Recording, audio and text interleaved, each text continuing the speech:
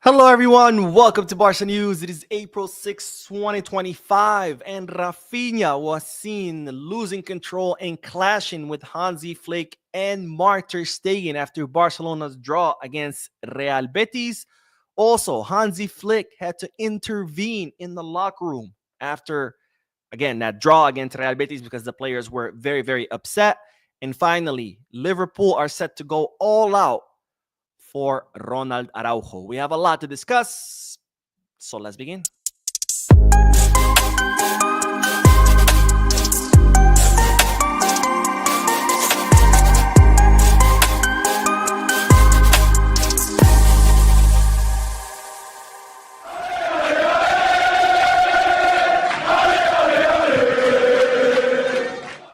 Hello everyone, welcome to the channel. My name is Mo and I'm officially back home. I landed a couple of hours ago, came home and decided to make videos right away because there's a lot to catch you up on. And I gotta say, I'm very excited to be back in my YouTube studio. I'm sad that my vacation is over, but at least I get to make my videos in my YouTube studio. Tomorrow is back to our regularly scheduled podcast, which of course are my favorite days. Anyways, let's dive right into the news because, ladies and gentlemen, Ter Stegen in an interview has talked about his return. As you know, Ter Stegen is very close to his return. He's starting to do part of his training with the group. And of course, he was asked, what's going to happen? When are you going to come back? What's going to happen with Szczesny?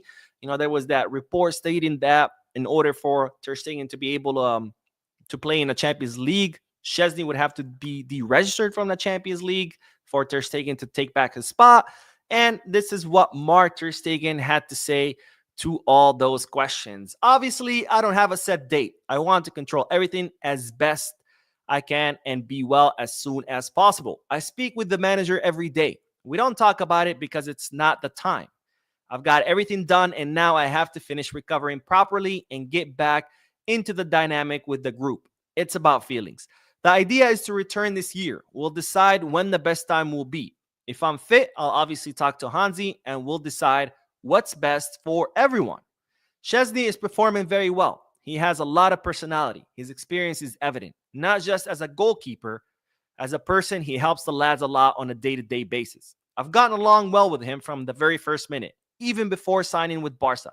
He gives me a lot of peace of mind, and we hope he continues like this. So Ter Stegen spoken like a true captain, saying, look, of course, I want to come back as soon as possible, but it's not up to me. It's up to Hansi Flick. And of course, it's up to what's best for the team. Because does he want to play? Of course he wants to play, but he doesn't care about that. He cares more about what's best for the team. He wants the team to continue doing well. And if that means Szczesny playing ahead of him, he's also okay with that.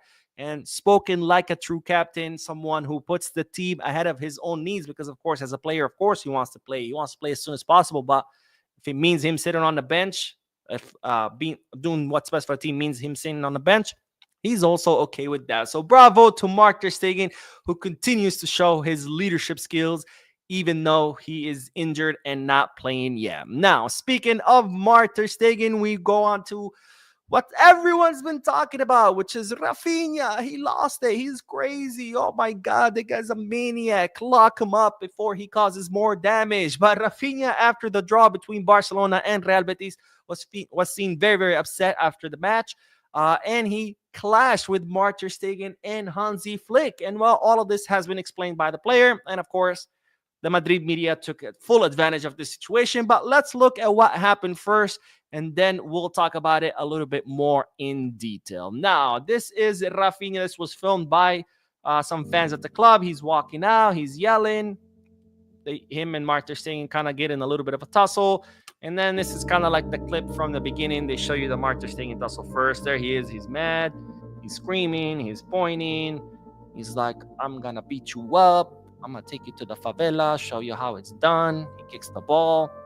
Obviously, he's like really upset. Fast forward a little bit because here he's walking. And then the same image of him walking into the tunnel. He's screaming again. Ter Stegen tries to calm him down. He pushes him. And then Ter Stegen pushes him back and says, dude, just get into the locker room. So that's what happened after the match. After the draw between Barcelona and Real Betis. And of course, The Madrid media have completely taken this out of proportion, blown it out of proportion, trying to say that, oh, look, there's a big fracture in the Barcelona locker room. There's problems from within. Raphinha's fighting with his own teammates. What a crazy guy. And of course, as we know, that couldn't be any further from the truth. I mean, we've seen plenty of reports stating how close this locker room has become under Hansi Flick. You don't even have to read those reports. You can see it on the field, how the players celebrate goals, how they hug each other, how they encourage each other and support each other. So there's no truth to the news that, oh, Barcelona locker room is fractured because look at Raphinha fighting. I think what happened with Raphinha is simply, it's happened to us, all of us. He was very furious. Ter Stegen tried to calm him down. He ended up pushing him. I mean, it's happened to all of us when you're mad, you're trying to fight someone, then your friend comes in and tries to calm you down. You end up pushing your friend. Doesn't mean that you hate your friend and you want to kill him. It's just in the heat of the moment, you just don't want anyone to touch you.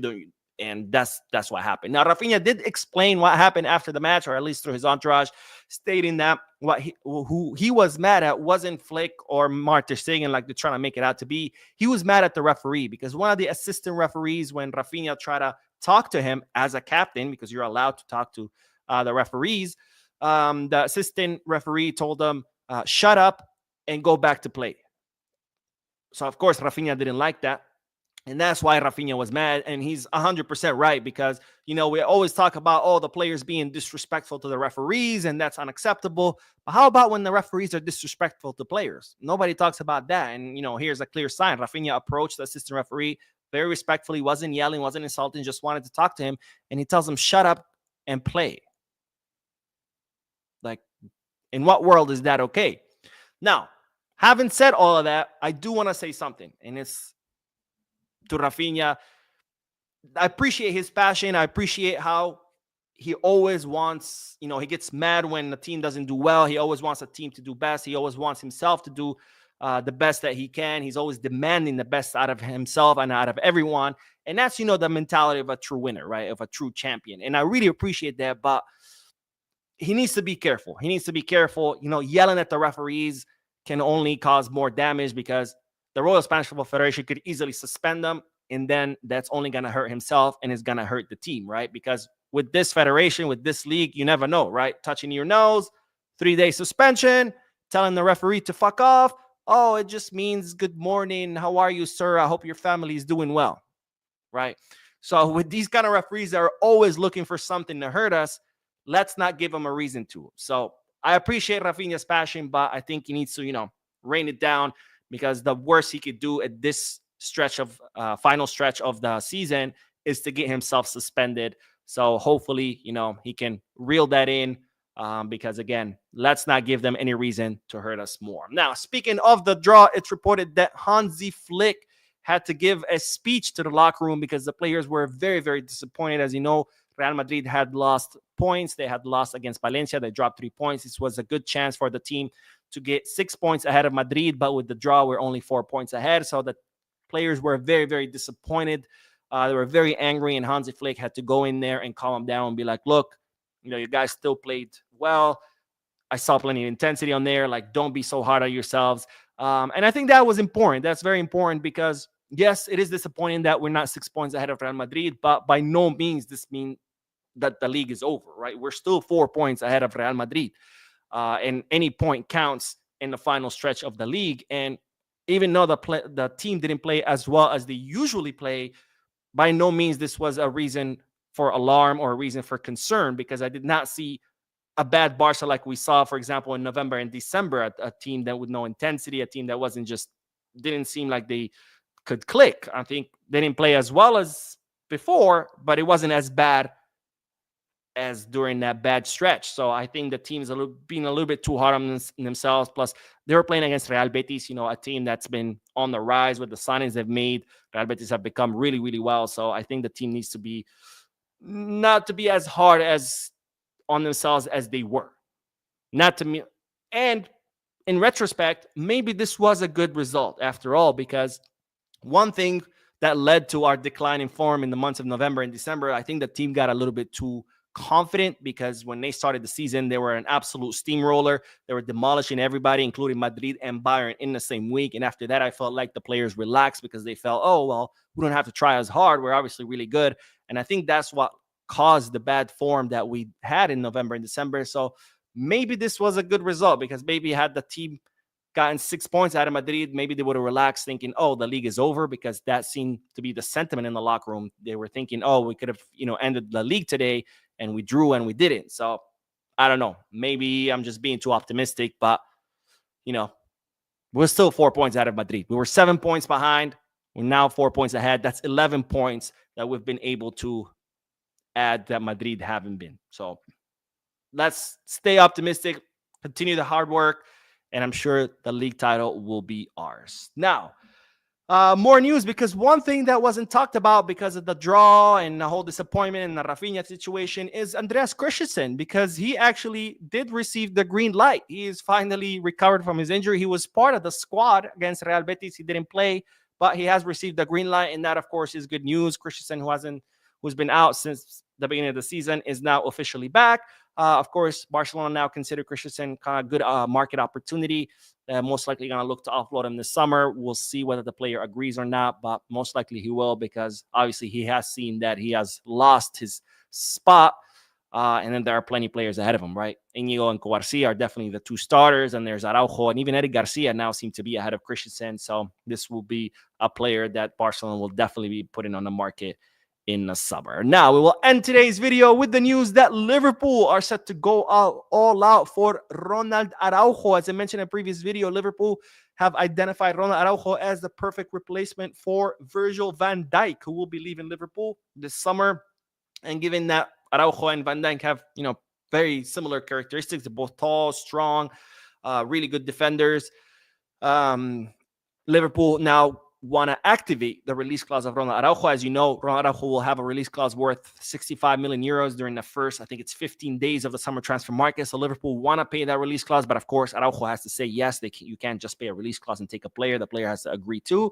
So it's reported that Liverpool will try to contact Ronald Araujo in the upcoming weeks to try to convince him to join the Premier League club. And if they do, obviously they would activate that release clause. But I don't see Araujo wanting to leave, but who knows? After all, he did negotiate that release clause, kind of like saving himself a backdoor exit in case he wants to leave. But anyways, that is all the news. I went live a few moments ago. Make sure to check it out. Again, I'm back home. I'm back in my YouTube studio. So tomorrow we'll be doing the podcast, which I look forward to. Don't forget to hit the like button, subscribe to the channel, drop a comment. And as always, Visca Barça.